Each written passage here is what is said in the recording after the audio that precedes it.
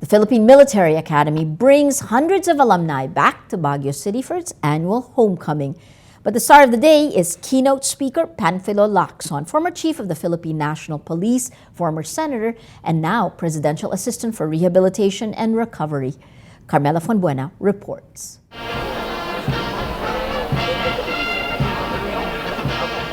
It's back to the alma mater for these men and women. They're as old as class 1940 and as young as class 2013. Keynote speaker Panfilo Lacson, member of PMA class 1971, tells them he forgives but never forgets. Times have changed. Gloria Macapagal Arroyo is no longer the commander-in-chief. Jose Miguel Arroyo is no longer first gentleman. While I have forgiven them and their cohorts for their individual and collective acts to malign my personal reputation and honor, I am quite sure I will not forget their names. Lacson is blunt. He says many of the alumni become corrupt, despite the PMA honor code that says do not lie, cheat, steal, nor tolerate those who do so. Every single day of our lives after graduation becomes a test of endurance, not of physical, but of our moral strength.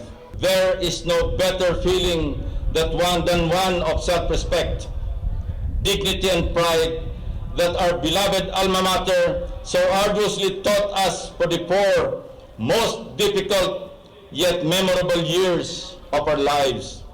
Today, the Philippine Military Academy remains focused on its vision to be the country's premier leadership school by the year 2015. The Philippine Military Academy has produced many of the country's leaders. As the struggle to stamp out corruption in government continues, it helps to remind the cadets and alumni of their revered values. But Lacson is a controversial alumnus himself. Once a fugitive when he left the country to evade arrest for an old murder case involving PR man Bobby Dacer. Arroyo's appointee, former Armed Forces Chief Hermogenes Esperon Jr. is not impressed. He says the former president and her husband should not have been singled out. He had a very good speech, except that it was spoiled by the mention of 2 people who did not have to be mentioned. Virtues are not the monopoly of people.